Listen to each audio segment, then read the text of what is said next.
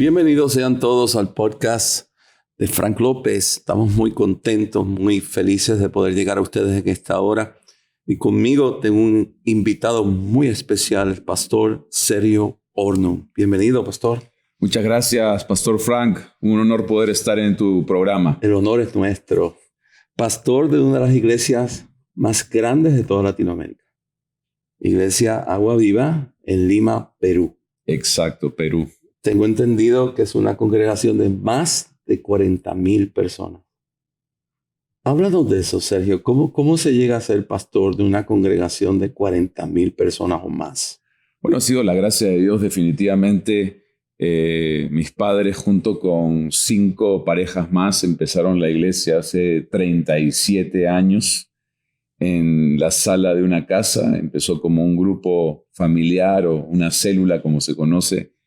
Y a partir de ahí empezaron a predicar la palabra, empezaron a evangelizar y Dios ha sido bueno, trajo el crecimiento, la multiplicación y aproximadamente hace unos 5 o 6 años nosotros hicimos una transición con mi papá y tomamos la posta de la iglesia junto con mi esposa y la verdad que yo puedo ver el favor de Dios en nuestras vidas porque la iglesia siguió creciendo y siguió avanzando. Así que hoy tenemos presencia no solamente en Lima, sino en varias ciudades del Perú.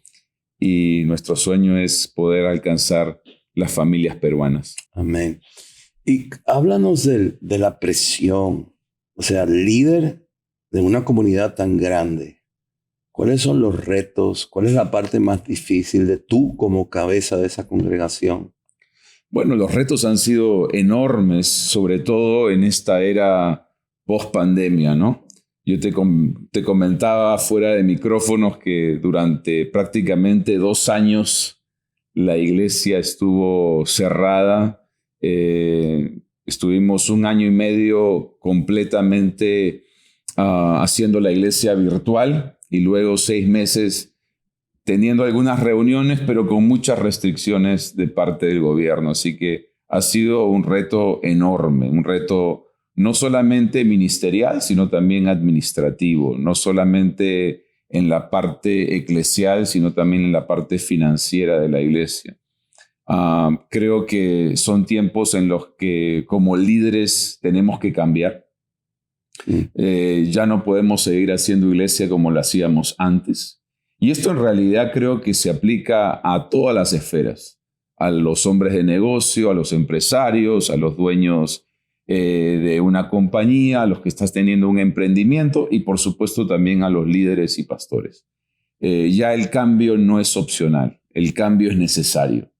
Ya las armas de ayer no derrotan los gigantes de hoy. Uh-huh. Así que podemos ser víctimas del cambio, podemos reaccionar ante los cambios, podemos esperar los cambios o podemos liderar los cambios. Y yo pienso que ya sea un empresario, un hombre de negocios, un líder o un pastor, necesita en este tiempo tener la sabiduría para poder hacer los cambios necesarios que necesita su organización. La peor decisión es no hacer cambios en tiempos en tiempos diferentes. Sí, totalmente. Y esta pandemia llegó de repente. De repente, totalmente. Tuvieron que ser decisiones muy rápidas. Por eso hablo del cambio, porque tuvimos que de un momento a otro pasar toda iglesia presencial y convertirla en iglesia virtual. Pero cuando te digo toda la iglesia, no solo te estoy hablando de las reuniones del fin de semana que transmitíamos.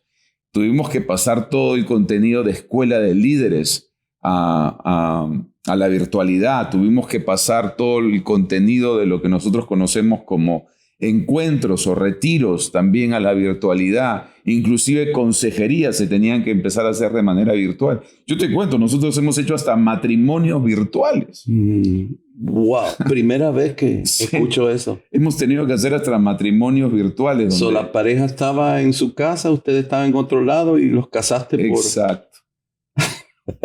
Y es válido. Sí. Es un matrimonio válido. Es un matrimonio válido y creo que eso es lo que nos ha permitido justamente navegar estos tiempos tan difíciles, de tanta incertidumbre. Ya uno no sabía cuánto iba a durar esto, ya no teníamos la seguridad de hasta cuándo iba a llegar las restricciones, la pandemia, la cuarentena. Entonces, yo creo que el cambio es súper importante en estos tiempos. Ya los expertos dicen que todo ministerio, toda empresa, toda organización necesita tener un cambio entre cada 7 a 10 años. Pero yo pienso que en este tiempo eso se ha acelerado.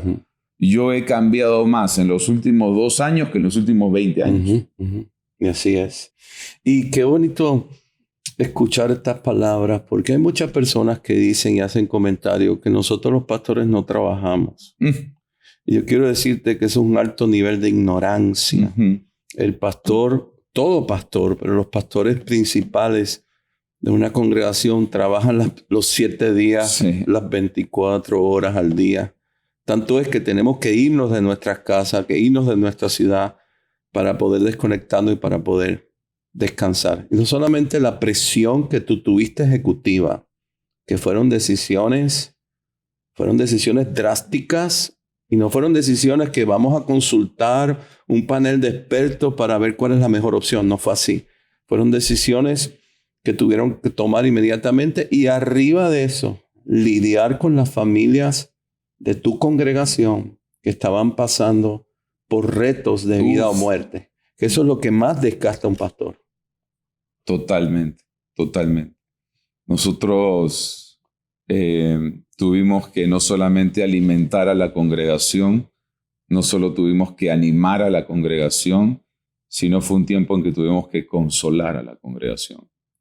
Muchas personas perdieron seres queridos, muchas personas perdieron familiares y la verdad que fue un tiempo donde tuvimos que alimentar a la iglesia, abrazar a la iglesia, animar a la iglesia, pero también consolar a la iglesia. Y yo pienso que estos 2 últimos años para mí han sido no solo de mucha presión, sino como tú dices, de muchísimo trabajo, porque el trabajo que estaba sobre los hombros de muchos terminó sobre los hombros del pastor principal.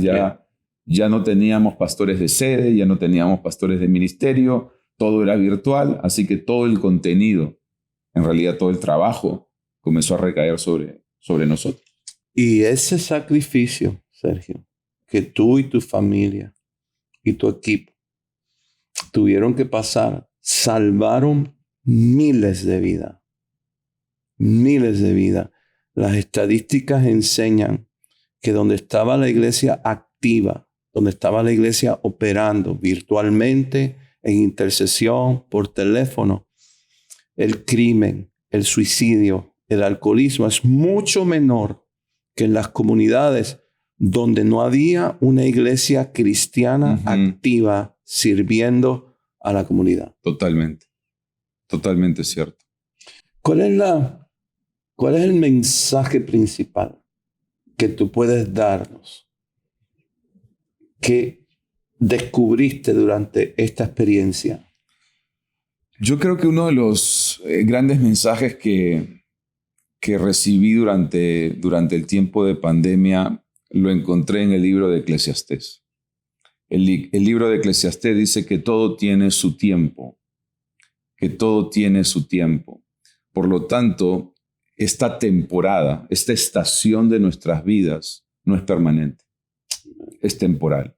Y eso me llenó de mucha esperanza, de mucha fe.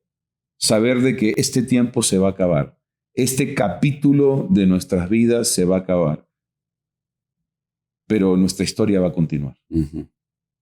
Y eso es muy importante, porque cuando uno está en medio de la tormenta, cuando uno está cruzando el desierto, uno siente, esto es interminable, esto no tiene fin, de esto no voy a poder salir jamás. Pero me animó mucho saber que sí, pasamos por pruebas y pasamos por momentos difíciles, pero las pruebas no son eternas. Las pruebas son temporales. Y las pruebas sacan lo mejor que hay en nosotros, revelan lo que hay en nuestro corazón. Y creo que más que nunca tuvimos que vivir lo que predicábamos y predicar lo que vivimos. Ujú. Y ese mensaje me ayudó mucho, me motivó mucho, me alentó mucho durante la pandemia. Yo recuerdo que las autoridades constantemente decían un mes más de emergencia sanitaria, un mes más de emergencia sanitaria. Y los meses iban pasando y uno veía que esto se seguía alargando, pero gracias a esa palabra entendí, esto va a pasar. Este tiempo va a pasar y vienen tiempos nuevos y vienen tiempos mejores. Así que gracias a Dios estamos viendo ya el fin de esa temporada ciertamente dura, difícil y dolorosa y sé que eso nos ha preparado como iglesia, nos ha fortalecido como iglesia. Creo que las personas que pasaron por toda esta pandemia no van a salir igual, definitivamente. Y tengo mucha expectativa, pastor, de lo que se viene. Tengo mucha esperanza de la nueva temporada que viene para la iglesia. Cada vez que tú necesites ver hacia tu futuro, Uh-huh. esperanza real, no motivacional, sino real.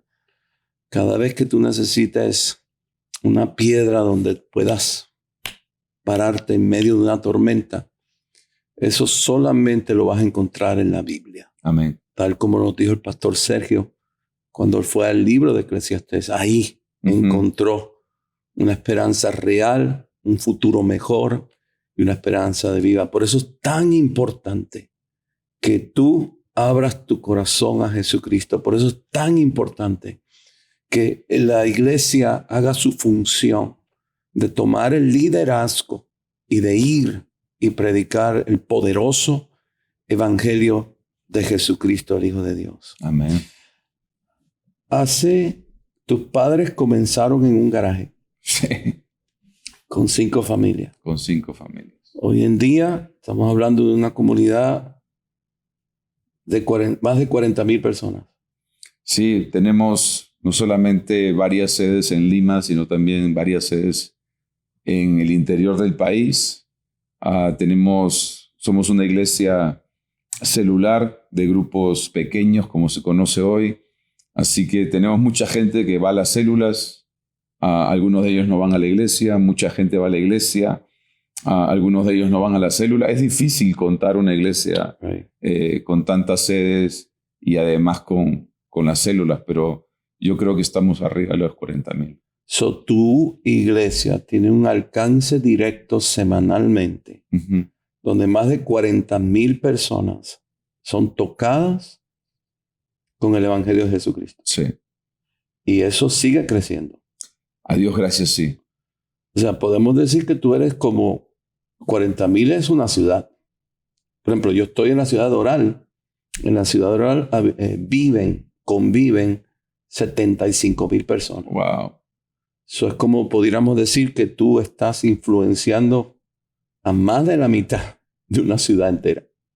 Sí, y la verdad que eso es una de las cosas que yo veo que la pandemia nos ha dado, y es que nuestra influencia ha crecido muchísimo. Uh-huh. Porque ya no solamente influenciamos a nuestra congregación de manera directa, sino que a través de las plataformas digitales, las redes sociales, los podcasts, estamos llegando a miles más. La iglesia en línea. La comunidad virtual que te sigue ya no solamente en tu ciudad, en tu país, sino en el mundo. Entonces, la verdad que yo creo que eso sí es algo que definitivamente es un punto a favor. Muy a favor y muy positivo, sí, y muy importante, Sergio. Yo quiero felicitarte por lo que estás haciendo, porque tu influencia llega acá, a Estados Unidos también. Yo soy de los que pienso que Sergio es una de las voces más importantes de la iglesia cristiana en Latinoamérica, y te doy gracias por ese ejemplo tan extraordinario que tú nos das de lo que es ser un líder cristiano. Lo aprecio mucho, pastor, sobre todo viniendo de usted. Lo valoro mucho y me da también mucho temor de Dios para poder seguir avanzando, seguir seguir compartiendo de Jesús, que yo creo que Jesús, como lo conversábamos en la cena, es la esperanza del mundo. Amén. Sergio, te escuché predicar en un congreso de líderes. Hace recientemente. Estábamos allí y tú fuiste uno de los exponentes, igual que tu esposa, que hizo un trabajo extraordinario. Gracias. Y mencionaste lo que es bíblicamente la transición. Cuando una generación prepara el camino e intencionalmente tiene una visión para colocar a la próxima generación. Y lo hiciste de una manera, bueno, yo estaba tomando notas, tengo como 15 páginas de notas. Hablemos de eso, porque creo que en ese mismo congreso, no sé si fuiste tú o lo leí en otro lugar o lo oí en otro predicador, estaban dando que en los próximos años, creo que 5 a 7 años, hay más de 50,000 iglesias que están en transición o están comenzando el proceso de transición. Sí. Yo quiero que tomar estos minutos de este podcast para que tú nos enseñes a través de tu sabiduría, pero a través de tu experiencia, cómo tener éxito en la transición de un ministerio. Sí, lo primero que creo que es importante mencionar es que no hay transición fácil. No hay transición fácil. Pero la transición más difícil, más dura, más dolorosa es la que nunca se hace. Todo pastor, líder, mentor debe ser consciente de que necesita transicionar en algún momento, ya sea su empresa, su negocio, su ministerio o su iglesia. Esto se aplica a todas las áreas. Y en los pequeños negocios esto es muy importante también.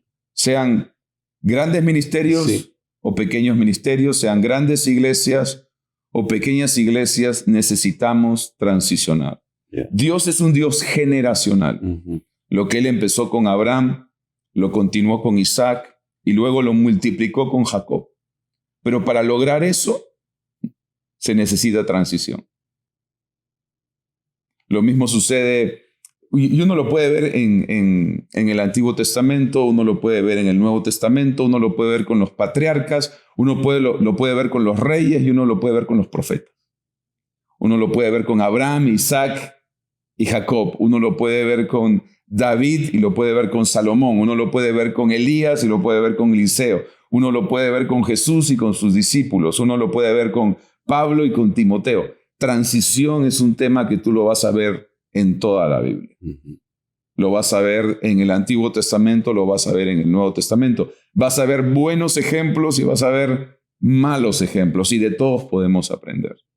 Pero creo que todo líder que quiere tener... esto es muy importante. Durante muchos años hemos creído que el éxito de un líder es el éxito de su gestión. Pero en realidad el éxito de un líder es el éxito de su transición. Porque no importa todo lo que tú logres en tu gestión, si eso muere contigo, fracasaste. Así es. Así que éxito sin transición es un fracaso. Si tú no logras transicionar lo que has logrado a nivel empresarial, a nivel ejecutivo, a nivel pastoral, a nivel ministerial, a la siguiente generación, lamentablemente fracasaste. Y eso incluye hasta la fe. Sí, sí. Esto aplica hasta la fe. Hasta la fe. La fe en Cristo. La fe, y eso está claramente cuando Pablo le dice a Timoteo, la fe de tu abuela Loida, que también estuvo en tu madre, la veo en ti. Y como fue progresando de una generación a otra, hasta levantar el gran pastor Timoteo. Exacto, exacto. Interesante. Sí, no transicionamos solamente edificios, no solamente transicionamos locales, no solo transicionamos una empresa, un negocio, transicionamos visión, transicionamos valores, transicionamos nuestra fe. ¿Cómo debemos comenzar? Primero, el entendimiento. Sí. Que ignorar el proceso de transición es ignorar la Biblia. Exacto. O sea, tenemos que vencer esa manera de pensar que la visión no me la dio a mí. La visión Dios la dio para muchos a través de varias generaciones, se mantiene viva. ¿Y cómo estos pastores que tenemos que pensar en eso? ¿Qué consejo tú nos das? A ver, enséñanos. Sí, lo primero es muy importante. Yo sé que tú eres pionero en tu iglesia. Tú iniciaste esta congregación y Dios te dio una visión. Tú eres el visionario de Jesus Worship Center. Pero algo que es importante entender es que la visión que Dios te dio, tú no la vas a terminar. Tú fuiste usado por Dios para empezar, para ser pionero, para poner las primeras rocas. Pero eso no quiere decir que tú vas a terminar la visión. Y eso es muy importante. Entender que el visionario no necesariamente, yo creo que en la gran mayoría de casos, no ha sido llamado por Dios para terminar la visión, sino para cumplir una fase de la visión. Muchos pastores se equivocan cuando dicen la vida cristiana, el ministerio, el pastorado, no es una carrera de 100 metros, sino es una maratón. Y eso es un error. Ni es una carrera de 100 metros y tampoco es una maratón. Es una carrera de postas. De relevo. Es una carrera de relevos. Lo que tú empiezas lo continúa otro. Y él le dará la posta a otro. Y es ahí donde uno ve generación tras generación tras generación sirviéndole a Dios. Uno de los errores que yo veo, y corrígeme, sí, porque a mí me escucha, me educa mucho escucharte hablar de este tema. Gracias. Creo que Dios te ha dado una unción y la autoridad para hacerlo porque tú has pasado por esto y has pasado con gran éxito. La visión del visionario se pasa a otro, a un discípulo de la casa, se pasa a una junta, se pasa a un concilio, se pasa a un comité. ¿Cómo es el proceso de pasar la batuta? Sí, eso es bien interesante, porque la Biblia te da ejemplos de, por ejemplo, cómo David le pasó la visión, le pasó la posta, la estafeta a su hijo Salomón. Y ahí ves la transición de un padre hacia un hijo. Pero también puedes ver la transición de Moisés con Josué. Y todos sabemos que Moisés no era el padre de Josué. Puedes ver también la transición de Elías a Eliseo, donde nuevamente vemos que Eliseo no era el hijo de Elías. Entonces ves los dos modelos o los dos conceptos. Ambos son válidos, ¿no? Pero ¿eso qué quiere decir? Que más que un lazo sanguíneo, más que un lazo familiar o inclusive más que un lazo ministerial, lo que es muy importante es que el visionario identifique quién es la persona que tiene el mismo corazón que yo tengo por la visión. Eso es una cuestión del mismo corazón. El mismo corazón. ¿Tú nos puedes dar características de cómo identificar a esa persona? Sí, tiene que ser una persona fiel. Yo creo que la lealtad es esencial. Si no hay lealtad, no hay nada. Si no hay lealtad, no hay transición. No, y es importante, pastor, que usted entienda que a la hora de usted escoger sus discípulos o empresario, a la hora de tú escoger tu equipo, eso fue un grave error que yo cometí cuando era empresario, a la hora de escoger tu equipo íntimo, ejecutivo, a la hora de escoger los discípulos, pastor, tú tienes que buscar un corazón leal. No tanto el don, no tanto la habilidad, no tanto el talento, porque Dios tiene la capacidad de añadir lo que falta, pero Dios no tiene la capacidad de dar lealtad a un corazón. La lealtad es algo humano, no es algo divino. Entonces, eso que tú acabas de decir es algo sumamente importante. Sí, eso es algo no negociable para mí. Yo pienso de que la virtud que al menos yo como pastor más busco en un discípulo es lealtad. Mm. Sin lealtad no se puede construir nada, no se puede edificar nada. La lealtad no es el camino más corto, pero es el camino que te va a llevar más lejos. Uh-huh. Incluyendo cuando hablamos de transición. Ok. Lealtad número 1. Lealtad. Uno puede ver cómo Josué fue leal a Moisés. Sí. Por años estuvo dispuesto a estar ahí al lado de Moisés, en las buenas, en las malas. Lo mismo sucede con el ejemplo de Elías y Eliseo. Tú recuerdas ese pasaje donde Elías comienza a ir a un lugar y va a Betel y luego va al Jordán y uno ve cómo Eliseo lo seguía en cada lugar, en cada estación, en cada ciudad donde iba Elías. Ahí estaba Eliseo, un hombre hasta lo último, un hombre leal hasta el final. Inclusive Elías le dice, si tú estás conmigo, en el momento que yo sea arrebatado, ahí yo te doy la doble porción, lo que tú pediste yo te lo voy a dar. O sea que Elías le dijo, tú tienes que estar conmigo hasta el fin para que entonces tú entres a una dimensión mayor de lo que yo te he enseñado, de lo que has visto en mí. Totalmente. ¿Qué otra característica? Otra característica que yo creo que es súper importante es la honra. Yes. La honra. Yo pienso que cuando se trata de transición, honra es uno de los ingredientes más importantes.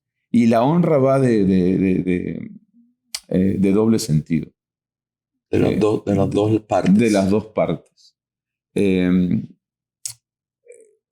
La generación que toma agua nunca se debe olvidar de la generación que cavó el pozo. Buenísimo. Repite eso, Sergio. La generación que toma agua no se debe olvidar de la generación que cavó el pozo. Uh-huh. Yo estoy conversando acá contigo gracias a que mis padres cavaron un pozo. Uh-huh. Yo he tenido la oportunidad de viajar por el mundo, predicar la palabra y estar sentado donde estoy porque estoy sobre los hombros de mi padre. Uh-huh. Yo no podría haber llegado acá solo. Y eso lo valoro, eso lo respeto y eso lo honro. Amén. Entonces creo que eso es bien importante. Hola, soy el pastor Frank López y quiero invitarte a que adquieras mi nuevo libro, El secreto de los grandes empresarios, el mover del Espíritu Santo sobre esta generación para tomar las empresas, para multiplicarlas y para ser de gran influencia en la nación. Lo puedes pedir en Amazon, en la página de la iglesia o en tu librería favorita.